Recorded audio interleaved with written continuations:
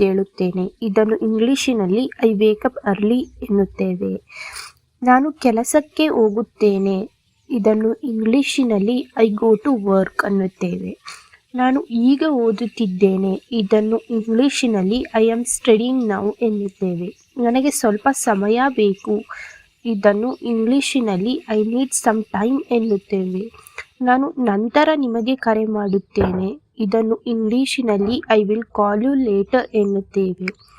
ನಾನು ದಾರಿಯಲ್ಲಿದ್ದೇನೆ. ಇದನ್ನು ಇಂಗ್ಲಿಷಿನಲ್ಲಿ I am on my way ಎನ್ನುತ್ತೇವೆ. ನಾನು ಮನೆಯಲ್ಲಿ ಇದ್ದೇನೆ. ಇದನ್ನು ಇಂಗ್ಲಿಷಿನಲ್ಲಿ ಐ ಆಮ್ ಅಟ್ ಹೋಮ್ ಎನ್ನುತ್ತೇವೆ. ಪ್ರಾರಂಭಿಸೋಣ. ಇದನ್ನು ಇಂಗ್ಲಿಷಿನಲ್ಲಿ ಲೆಟ್ಸ್ ಸ್ಟಾರ್ಟ್ ಎನ್ನುತ್ತೇವೆ. ಹೋಗೋಣ. ಇದನ್ನು ಇಂಗ್ಲಿಷಿನಲ್ಲಿ ಲೆಟ್ಸ್ ಗೋ ಎನ್ನುತ್ತೇವೆ. ನಾಳೆ ಭೇಟಿಯಾಗೋಣ. ಇದನ್ನು ಇಂಗ್ಲಿಷಿನಲ್ಲಿ ಸಿ ಯು ಟುಮಾರೋ ಎನ್ನುತ್ತೇವೆ.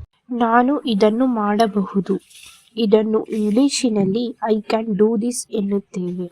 ನಾನು ದಿನದಿಂದ ದಿನಕ್ಕೆ ಉತ್ತಮವಾಗುತ್ತಿದ್ದೇನೆ.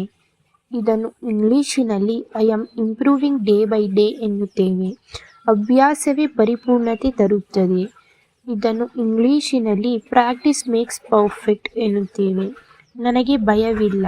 ಇದನ್ನು ಇಂಗ್ಲಿಷಿನಲ್ಲಿ ಐ ಆಮ್ ನಾಟ್ ಅಫ್ರೈಡ್ ಎನ್ನುತ್ತೇವೆ. ನಾನು ನನ್ನ ಮೇಲೆ ನಂಬಿಕೆ ಇಟ್ಟಿದ್ದೇನೆ. ಇದನ್ನು ಇಂಗ್ಲಿಷಲ್ಲಿ ಐ ಬಿಲೀವ್ ಇನ್ ಮೈಸೆಲ್ಫ್ ಎನ್ನುತ್ತೇವೆ. ದಯವಿಟ್ಟು ನನಗೆ ಕರೆ ಮಾಡಿ. ಇದನ್ನು ಇಂಗ್ಲಿಷಿನಲ್ಲಿ ಪ್ಲೀಸ್ ಕಾಲ್ ಮೀ ಎನ್ನುತ್ತೇವೆ. ನಿಮ್ಮ ಕರೆ ನನಗೆ ಸಿಗಲಿಲ್ಲ. ಇದನ್ನು ಇಂಗ್ಲಿಷಿನಲ್ಲಿ ಐ ಮಿಸ್ಡ್ ಯುವರ್ ಕಾಲ್ ಎನ್ನುತ್ತೇವೆ. ನಾನು ಮತ್ತೆ ನಿಮಗೆ ಕರೆ ಮಾಡುತ್ತೇನೆ. ಇದನ್ನು ಇಂಗ್ಲಿಷಿನಲ್ಲಿ I will call you back ಎನ್ನುತ್ತೇವೆ. ಲೈನ್ ಬ್ಯುಸಿ ಆಗಿದೆ. ಇದನ್ನು ಇಂಗ್ಲಿಷಿನಲ್ಲಿ ದ ಲೈನ್ ಈಸ್ ಬ್ಯುಸಿ ಎನ್ನುತ್ತೇವೆ. ಅವರು ಈಗ ಲಭ್ಯವಿಲ್ಲ. ಇದನ್ನು ಇಂಗ್ಲಿಷಿನಲ್ಲಿ ಈಸ್ ಅನ್ಅವೈಲಬಲ್ ನೌ ಎನ್ನುತ್ತೇವೆ. ವಿವರಗಳನ್ನು ನನಗೆ ಕಳುಹಿಸಿ. ಇದನ್ನು ಇಂಗ್ಲಿಷಿನಲ್ಲಿ ಸೆಂಡ್ ಮೀ ದ ಡೀಟೇಲ್ಸ್ ಎನ್ನುತ್ತೇವೆ. ನಾನು ನಿಮಗೆ ಮೆಸೇಜ್ ಮಾಡುತ್ತೇನೆ. ಇದನ್ನು ಇಂಗ್ಲಿಷಿನಲ್ಲಿ ಐ ವಿಲ್ ಟೆಕ್ಸ್ಟ್ ಯು ಎನ್ನುತ್ತೇವೆ. ನಿಮ್ಮ ಮೆಸೇಜ್ ಪರಿಶೀಲಿಸಿ. ಇದನ್ನು ಇಂಗ್ಲಿಷಿನಲ್ಲಿ ಚೆಕ್ ಯು ಮೆಸೇಜ್ ಎನ್ನುತ್ತೇವೆ. ನಂತರ ಮಾತಾಡೋಣ. ಇದನ್ನು ಇಂಗ್ಲಿಷಿನಲ್ಲಿ ಟಾಕ್ ಟು ಯು ಲೇಟರ್ ಎನ್ನುತ್ತೇವೆ. ಕಾಳಜಿ ವಹಿಸು. ಇದನ್ನು ಇಂಗ್ಲಿಷಿನಲ್ಲಿ ಟೇಕ್ ಕೇರ್ ಎನ್ನುತ್ತೇವೆ. ನಾನು ಇಂಗ್ಲಿಷ್ ಕಲಿಯುತ್ತಿದ್ದೇನೆ. ಇದನ್ನು ಇಂಗ್ಲಿಷಿನಲ್ಲಿ ಐ ಆಮ್ ಲರ್ನಿಂಗ್ ಇಂಗ್ಲಿಷ್ ಎನ್ನುತ್ತೇವೆ. ನನಗೆ ನನ್ನ ಇಂಗ್ಲಿಷ್ ಉತ್ತಮಪಡಿಸಬೇಕು. ಇದನ್ನು ಇಂಗ್ಲಿಷಿನಲ್ಲಿ I want to improve my English ಎನ್ನುತ್ತೇವೆ. ನಾನು ಸಿದ್ಧನಿದ್ದೇನೆ. ಇದನ್ನು ಇಂಗ್ಲಿಷಿನಲ್ಲಿ ಐ ಆಮ್ ರೆಡಿ ಎನ್ನುತ್ತೇವೆ. ನಾನು ಈಗ ಬ್ಯುಸಿಯಾಗಿದ್ದೇನೆ. ಇದನ್ನು ಇಂಗ್ಲಿಷಿನಲ್ಲಿ ಐ ಆಮ್ ಬ್ಯುಸಿ ನೌ ಎನ್ನುತ್ತೇವೆ. ನಾನು ಇಂದು ಖಾಲಿ ಇದ್ದೇನೆ. ಇದನ್ನು ಇಂಗ್ಲಿಷಿನಲ್ಲಿ ಐ ಆಮ್ ಫ್ರೀ ಟುಡೇ ಎನ್ನುತ್ತೇವೆ. ನನಗೆ ಸಂತೋಷವಾಗುತ್ತಿದೆ. ಇದನ್ನು ಇಂಗ್ಲಿಷಿನಲ್ಲಿ ಐ ಫೀಲ್ ಹ್ಯಾಪಿ ಎನ್ನುತ್ತೇವೆ. ನನಗೆ ದಣಿವಾಗಿದೆ. ಇದನ್ನು ಇಂಗ್ಲಿಷಿನಲ್ಲಿ ಐ ಫೀಲ್ ಟಯರ್ಡ್ ಎನ್ನುತ್ತೇವೆ. ನನಗೆ ಆತ್ಮವಿಶ್ವಾಸ ಇದೆ. ಇದನ್ನು ಇಂಗ್ಲಿಷಿನಲ್ಲಿ ಐ ಹ್ಯಾವ್ ಕಾನ್ಫಿಡೆನ್ಸ್ ಎನ್ನುತ್ತೇವೆ. ನನಗೆ ಸಹಾಯ ಬೇಕು. ಇದನ್ನು ಇಂಗ್ಲಿಷಿನಲ್ಲಿ ಐ ನೀಡ್ ಹೆಲ್ಪ್ ಎನ್ನುತ್ತೇವೆ. ದಯವಿಟ್ಟು ನನಗೆ ಸಹಾಯ ಮಾಡಿ. ಇದನ್ನು ಇಂಗ್ಲಿಷ್ನಲ್ಲಿ ಪ್ಲೀಸ್ ಹೆಲ್ಪ್ ಮೀ ಎನ್ನುತ್ತೇವೆ. ನೀವು ನನಗೆ ಸಹಾಯ ಮಾಡುತ್ತೀರಾ? ಇದನ್ನು ಇಂಗ್ಲಿಷ್ನಲ್ಲಿ ಕ್ಯಾನ್ ಯು ಹೆಲ್ಪ್ ಮೀ ಎನ್ನುತ್ತೇವೆ. ದಯವಿಟ್ಟು ಕಾಯಿರಿ. ಇದನ್ನು ಇಂಗ್ಲಿಷ್ನಲ್ಲಿ ಪ್ಲೀಸ್ ವೆಯ್ಟ್ ಎನ್ನುತ್ತೇವೆ.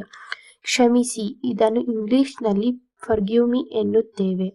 ತುಂಬ ಧನ್ಯವಾದಗಳು. ಇದನ್ನು ಇಂಗ್ಲಿಷ್ನಲ್ಲಿ ಥ್ಯಾಂಕ್ ಯು ವೆರಿ ಮಚ್ ಎನ್ನುತ್ತೇವೆ.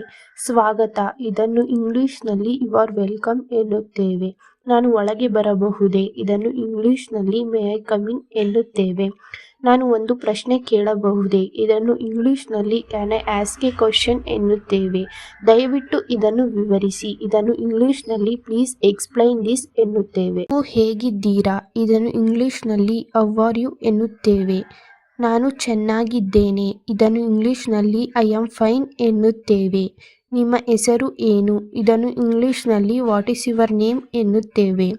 ನಿಮ್ಮನ್ನು ಭೇಟಿ ಮಾಡಿದ್ದು ಸಂತೋಷವಾಯಿತು. ಇದನ್ನು ಇಂಗ್ಲಿಷ್ನಲ್ಲಿ ನೈಸ್ ಟು ಮೀಟ್ ಯು ಎನ್ನುತ್ತೇವೆ.